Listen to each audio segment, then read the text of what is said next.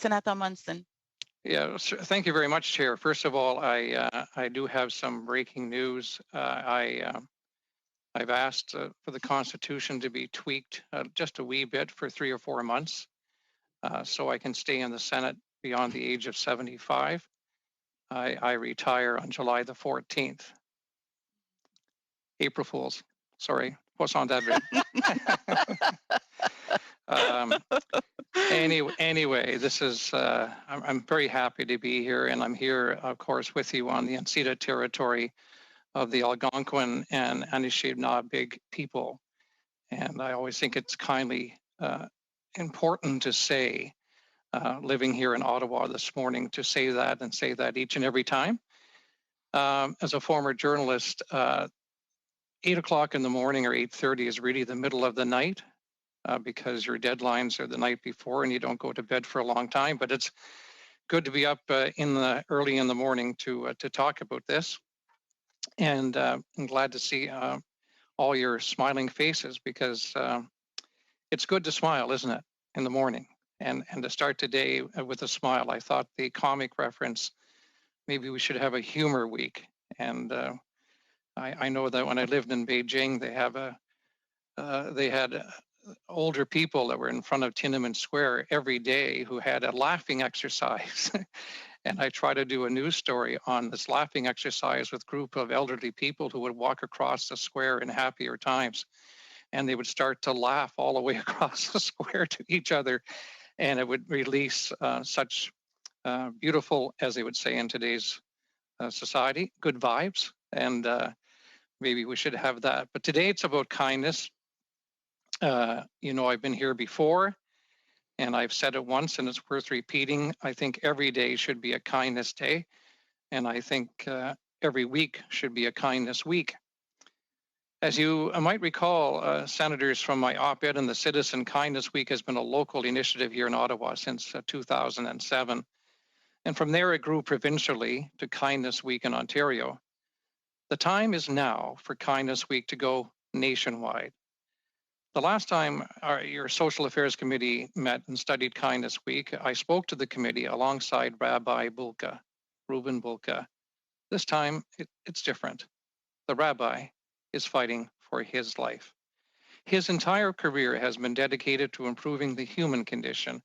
His testimony was heartfelt, optimistic, and convincing. I'd like to repeat a portion of his testimony last time, as he cannot be here with us virtually today, but we can still hear his words. Quote, "Kindness in megadoses can snuff out not only bullying, it can snuff out hate, an issue that is front and center for all of us, especially now, and we've seen it. On a lesser level, kindness can minimize the incidence of road rage among other not-so-social manifestations. We know from our experience in Ottawa that Kindness Week, embraced by leadership at all levels, has made a difference. We know, too, that it has made a difference at the provincial level. We are convinced that establishing Kindness Week on a national level will have an enormous impact on our country." End of quote, Rabbi Bulka. Rabbi Bulka's words also weigh heavily on kindness, and he is right. Establishing Kindness Week on a national level will have an enormous impact on our country. The research backs kindness up too, and I'm sure that Senator Kuchar gets this. When a person acts kindly, there is a release of oxytocin and the production of serotonin in the brain. Kindness helps with symptoms of stress, anxiety, depression, and can lower blood pressure. And do we ever need that some days in the Senate? Researchers have also noticed that kindness is contagious. So the positive effects of kindness are experienced in the brain of everyone who witnesses the act, serving to improve their mood and make them more likely to pay it forward.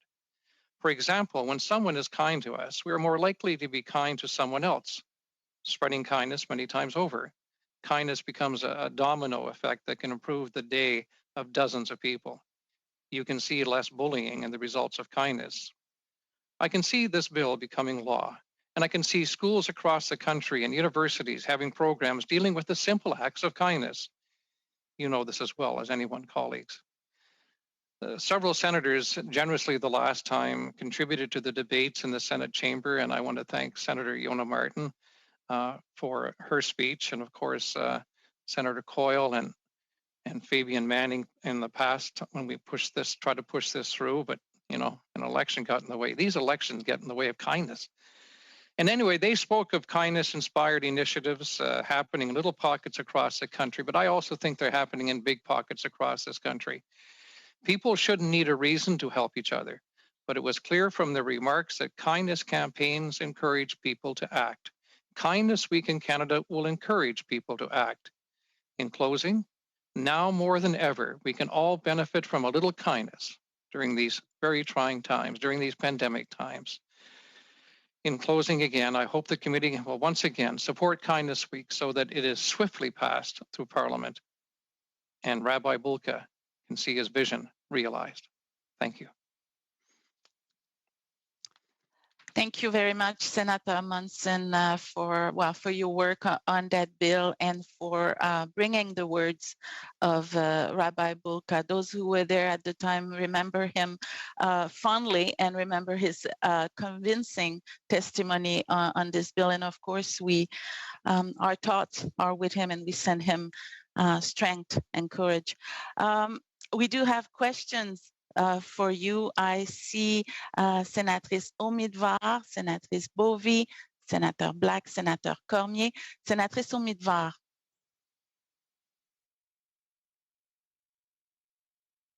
Sorry. Thank you, Chair. I have two questions, and perhaps I can go on the second round with my second question. Senator Munson, thank you so much for your contribution to the national character of our country. You know, kindness. Canadians are famous for being polite, and I think politeness is a form of kindness, but not necessarily. And I think of the joy that you always bring to proceedings, and I will certainly miss your joyfulness when you retire. I'm thinking about Kindness Week and where I think a level of unkindness exists in our society that is tantamount to harassment and bullying, and that is on social media. And it's anonymous, but it's pervasive. Can you share with me how you think in this Kindness Week, which institutions may well embrace acts of kindness or protocols of kindness even, let's say, on social media? Thank you, Senator, for your question. I think first on an individual basis that in social media, that I think that we have to become respectfully more responsible.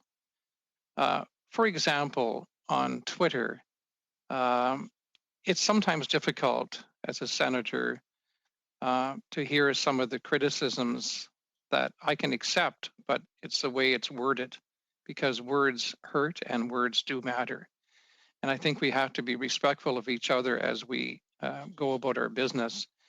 I've tried to use, for example, my Twitter account in a very objective way to promote things that I am doing, what the Senate is doing, what the organizations I represent, and what they're doing. And I think that's the responsible way of using social media instead of out, as they would say, trolling and making life very uncomfortable. We do live in a very public environment, and we have to live that way. But on an institutional level, obviously schools, government departments, you name it. For example, kindness has showed its light in various schools in Ottawa, as I mentioned in my speech the last time. To get letters from grade 7 students and grade 6 students to show what they're doing in raising funds for others, and helping, all came about because of Kindness Week here in Ottawa, Kindness Week in Ottawa. And those are the kinds of places that I know that teachers would like to lead more if there was more direction, even a general direction, in talking and doing these, as some people would say, random acts of kindness. But you can put it into a basket where many institutions and corporate Canada can be involved. And I'm sure we do see examples of that in corporate Canada, but I think we can see more of it, of sharing stories and just sitting around and not feeling threatened within a corporate environment. So I think each institution and every organization and every corporate entity has a responsibility. Thank you, Senator Munson. Supplementary comment, not a question. I certainly hope that when Kindness Week becomes law, that we have a wave of kind social media as one example of the importance of your initiative. Thank you. Senatrice Bovie. Thank you, Chair, and thank you, Senator Munson, and I want to applaud your tenacity in bringing this forward and your vision. And I don't really have a question, it's more of a comment, building on Senator Omadvar's question and your response. I'm going to suggest that perhaps it's our children who are going to lead the kindness initiatives, because I think our young people get it.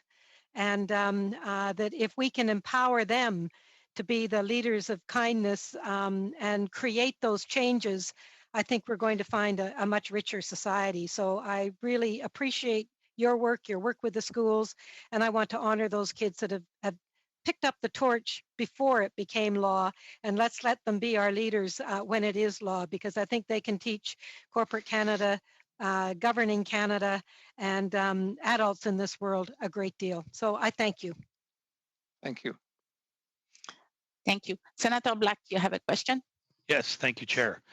Senator Munson, I believe, like you, kindness is an especially important attribute to communicate to youth across this country, especially as many face difficulties with dealing with bullying. Do you think that Kindness Week should be or could be built into the Canadian education system as a sort of collaboration between governments and schools across the country to engage with and encourage youth to be kind? I know we can encourage it, but is there an opportunity down the road to marry the opportunity for Kindness Week in schools, in curriculum? Thank you, Senator. And why not? Why not? Especially in kindergarten at the beginning and grade 1, 2, 3 to set the base, to set the tone, and to keep it going. I think that when you talk about things that can change in schools, can you imagine what our discussion would be like today if I, in grades 1, 2, 3, 4, 5, and 6 in Northern New Brunswick, was actually taught about my Indigenous neighbors next door? Nothing, absolutely nothing. And you grow up with prejudice. You grow up with not knowing about how a group of people live, our First Peoples. And if we had had that during my generation, I think I would be a better person and a kinder person for it and understanding what takes place in this country. And so I think that as a nation, we have let down our students by not teaching about Indigenous rights, about other rights, minority rights. We didn't get much of that. You know I sound old, and I am older now, but I accept that. You have to have acceptance. So in schools, absolutely. And I think that I know that teachers, when I talk to many teachers, they're looking towards curriculum that could deal with this and then move it not only from the schoolyard, but to bring it back home and to bring it into the other yard, which is parks and playgrounds and just how you deal with people. So yes, I think this initiative could go a long way in our education system to create a kinder country. Thank you, Senator. I'm familiar with agriculture in the classroom. Can you just imagine kindness in the classroom curriculum? I have a second question, which I'll go to second round. Thank you. Well, I was just thinking as well that the 4-H clubs of this country that you're involved in, I think the whole premise is about kindness. So you could export that the notion as well. Thank you, Senator Black. A question from Senator Cormier for anything, and Senatrice Poirier as well. So, Senator Cormier. Merci, Madame la Présidente. Well, it's my turn. It's more a comment, I guess, than the question. Senator Munson, I want to thank you first for your kindness. I had the privilege to travel with you in Africa, and I had a real occasion to see how kind you are to people that you know and that you don't know. So if you show by example, so that's great. You said also that words hurts and words do matter. And sometimes kindness is often identified with superficiality and weakness, especially for boys and men. And I mean, a lot of us have been bullied because of sometimes our kindness, maybe. So how can we make sure that not only this kindness week is not only a symbolic event, but it can be a real call for action? You spoke on that before, but if you had something to add on that, because that's my preoccupation, that it's a real call for action. Well, the call for action, I think, Senator, can come from many forms. And by the way, on the trip to Africa, in one of the villages where Canada is making a difference in terms of medical care, the village has asked us to dance a welcome dance. And if you ever want to see a person who can dance well, as opposed to me, it's my Acadian friend, Senator Cormier. That added to the trip as well, because it was a moment of, speaking of that, like that was a moment of joy. Can you imagine you're in Rwanda, high up in the hills, and it's the most spectacular, beautiful, but poor place. And what was taking place there was a thank you to Canada, and at the same time, an appreciation of us, of seeing how people live, simple faces, a child smiling at you kindly, accepting of who you are and what you are. So we are there showing the face of our nation, and the children of that village are showing their face. And there are no questions. There's just simple acceptance of that. I think on another practical level that like we have where I come from in northern New Brunswick, there's a vibrant Acadian community, and Senator Cormier, you're part of that. I was a member and still am in my heart when I can get home, if I can ever get home again, can go back to New Brunswick. I'm part of the English community. We have shown each other many times as two people, Canadians living in the same place with our First People. We have shown acts of kindness, but we've also shown times when we have a little bit of mistrust of who we are and what we are, and even in terms of our religion way back when. So we have to take that further step. The further step is called acceptance, simply acceptance of who you are, what you are, where you are, and how, and we shouldn't judge. It shouldn't be about judging. And I think that's the lesson that I'm talking about this morning. Thank you, Senator. And we will miss you after July. Thank you. Thank you, Senator. Sénatrice Forenissing. Merci, Madame la Présidente. J'avoue que je n'ai jamais tant souri pendant une réunion du Comité des affaires sociales, sciences et technologies. C'est tellement un plaisir de pouvoir discuter aujourd'hui de 2 projets de loi qui sont tellement positifs, particulièrement pendant une période où on en a tant besoin. Alors, je vous remercie, Sénateur Munson, pour cette initiative et évidemment, j'ai l'intention d'appuyer ce projet de loi. Je sais pas, en fait, ce ne sera pas vraiment une question parce que la question a essentiellement été posée. Pour moi, l'effet contagieux de la gentillesse, c'est l'élément que je trouve qui est à développer autant que possible. Et je me réjouis de savoir que l'exemple de la Semaine de gentillesse à Ottawa sert à illustrer de quelle façon les écoles embarquent et créent des programmes et rejoignent les enfants. Les enfants ont cette gentillesse innée qui est à encourager et j'espère bien que l'effet contagieux de la gentillesse qui va leur être inculqué va avoir un impact aussi sur les adultes qui peuvent malheureusement trop souvent bénéficier d'un rappel de l'importance de la gentillesse. Alors, je m'en tiens à ça. Merci. Merci beaucoup, Sénatrice Forel-Nissing. Senator Munson, do you want to comment? I was just going to say, Chair, sorry, that No. I appreciate those words. And I have ideas about doing more things with kindness with schools and so on. You see it well, it happens from time to time, but I think that where children and senior citizens or those who are in long-term care and those in retirement residence can play in the same park, can be together. And I think that if we have the contagious aspect of it all, is that what a wonderful thing would it be if we would see more of children, because I've seen it in grade 1 and 2 or 3 or 4, or whatever the case may be, being at a school, for example, where my mother, being at a senior's home where my mother was here in Ottawa at one time.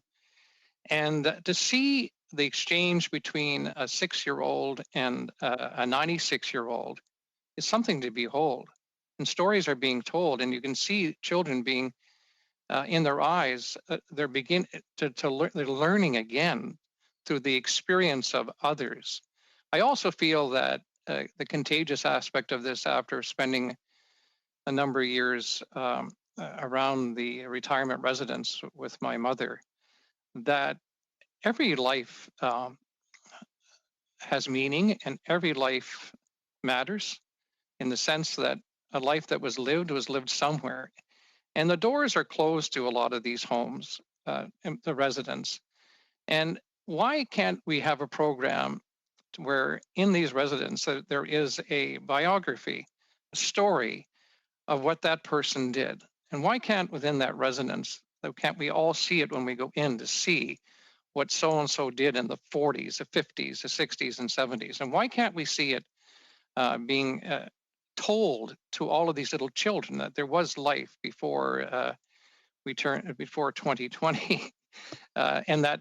So those are the kinds of things of sharing the stage that I think would go a long way to add to the contagious aspect of kindness. Thank you, Senator Munson. Sénatrice Poirier, vous avez une question. No, not actually a question, just more organic comment. Just want to, from the bottom of my heart, thank you, Senator Munson, for this initiative. I think it's extremely important. We all know we live in a world where there's not enough, sometimes, kindness that goes on. But I've learned a long time ago that what goes around comes around. And so you give that kindness and it all comes back and it spreads out. And you'll probably remember, like some of my other colleagues, specifically in the New Brunswick area, about a young lady called Becky. And she was up in the Moncton Riverview area, and Becky has passed away, and she was a young lady who had cancer. And she started a movement called Becky Told Me So. And so everybody was going around the province. It really expanded even beyond the province of helping and giving the kindness from one to another. And the movement that we saw from that is such a good example of what we can do with something with a kindness week if we, just put it out there and keep talking about it and talking about it. And I do totally agree that sometimes just taking the time to be kind to somebody, to listen to them, can make their day and can make such a difference in life. So I want to congratulate you on that. I really hope that we can get this done, and that from here that things will continue, and that we'll only see good things come out of this. And I'm positive that that's what will happen. Thank you, Senator Munson. Thank you. And the motivation comes from least expected places. And speaking of using social media with Becky, that's how I use social media. When she told her story, and it was told in New Brunswick, it was in New Brunswick, and New Brunswick's my home and my heart. But I took that on social media and tweeted it, and there were thousands and thousands of people were taking it, and other kids in other schools were listening to Becky. So she left with a very positive message.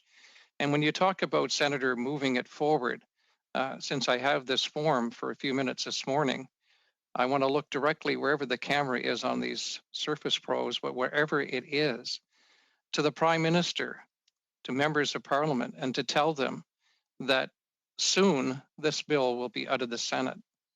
And I will assume it'll pass committee this morning. And we'll get into third reading. And it should be out of the Senate on April the 20th. And then it gets to the House again. That's where it was before in terms of the last election. And with these private members' bill, I know it's process, but literally when the private members' bills go over to the House of Commons, they're in a stack and somebody has to grab them, really physically has to take them. And the clerk has to know about it and pick it up to take that bill and sponsor it on the other side. We are looking for sponsors right now for this bill. We are looking for somebody who will kindly move this bill as quickly as possible, because whether an election is held in May or June or in the fall, there is still time to get this through. And this is the second time at it.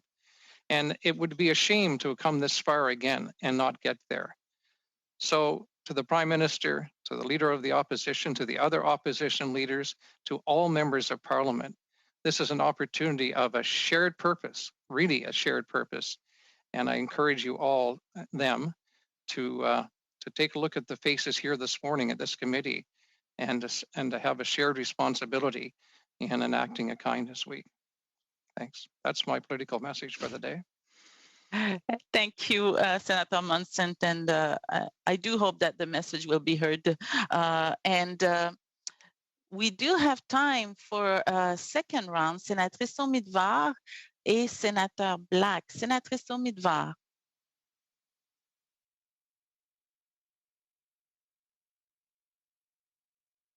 Did you, you need to, you are still muted. Yes, sorry, can't get used to it. So Senator Munson, Kindness Week falls in February, a week in February, and February is also Black History Month. How do you think Kindness Week will support Black History Month?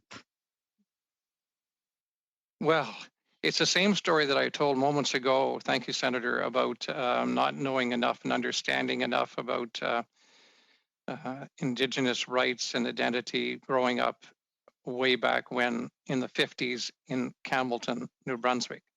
And the same thing holds true when it comes to Black lives. I saw yesterday in the Globe and Mail, I couldn't believe it, this incredible story on the history of Blacks in New Brunswick. I don't know if anybody has read it, but it's extensive. It's on the front page and it continues. Mm-hmm. I had a little idea, not really very much of an idea, of what went on in New Brunswick in terms of the Loyalists. I know all about the Loyalists, but when it comes to those who fled the United States and what they did in contributing to the building of the province of New Brunswick, here we are, 2021, and I'm finding out about that. And why is that happening? Why is that story happening? It is because of Black Lives Matter, and it's because of a new appreciation of Black lives, and that is out there. So with a Kindness Week, and being, by the way, in and around Valentine's Day, it's appropriate time to do it. We can put both of those together to come up with projects that will talk about Black history and how we share it, because it has been a shame that we don't know our history well enough. And to imagine yesterday picking up the Globe and finding out a whole bunch of things about these little villages in New Brunswick, well, that's just touching the surface. So if a Kindness Week is part of that next year, to direct a school in New Brunswick or children in a school to let's take a look at this. Let's bring somebody in and talk to them. Let's find out about others and see who we really are as a nation. I think that's a great way, and I thank you for the question. Thank you, Chair. I have a third question, and I'll wait my turn. Thank you. Senator Black. Thank you, Chair. Senator Munson, Kind Ottawa began as a grassroots organization that sought to highlight kindness across the city here in Ottawa. by hosting a week-long event, and you've told us about that. Just to get it on the record for the folks that are watching, will the federal government be responsible for organizing events in recognition of Kindness Week across the country if this bill passes, or will it be delegated to other jurisdictions or other governments levels? And is there a cost to taxpayers associated with Kindness Week? Please. It costs nothing to be kind. It costs absolutely nothing to be kind. I do know that with my autism awareness bill, which took some time, by the way, and I know other senators do have private members bill, and if you can be patient, which is very difficult, it could and should be passed, every one of your bills that are there.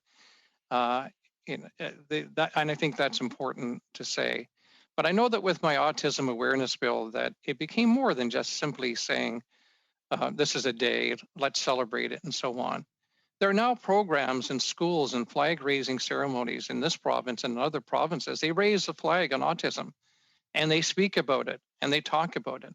And what does that do? That brings acceptance inside the school that John or Jane, who are in the school, who are acting a little different than others, instead of, once again, getting back to judging, saying, having the question, accepting of who they are. And so that has become part of the Autism Awareness Day. And in terms of programs and money, that has flowed. The federal government would have a responsibility, and I think through each department, I think to be innovative and creative in not necessarily delegating, but showing through action what can be done. And if they want to pick out something each year, that would be wonderful too. So there is certainly a federal responsibility. After all, we sometimes forget what this is. This would be the law of the country. It's a law. And inside that law, if you look at the preamble to the bill, there are things for governments to do and federal governments to do in working with provincial governments and territorial governments to get to a better place. Thank you. Merci beaucoup. Sénatrice Umitvar, we have time. Thank you, Chair. This time I am unmuted. Senator Munson, you've been a senator for a very long time. And I want to turn the lens of kindness on the Senate itself. As you have experienced and we have experienced, the Senate can sometimes be far less than kind. It can be unkind. And as you reflect on your career in the Senate, with your retirement pending in July, what words of wisdom would you leave us in terms of being kind to each other as parliamentarians? Well, first of all, Senator, lower the tone. I'll say directly that some senators, you have to lower the tone a bit. And understand, as I said at the very beginning, that words do really matter.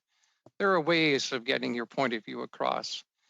And I think that that's extremely important to be a little more gentle with each other. I guess what I learned in 17 and a half years, or as Monsieur Chrétien would tell me, he would say, Jimmy, you've been around since a long time. I've been around since a long time, but I don't know. The fact is, when I first got into the Senate, there was, I remember some of these.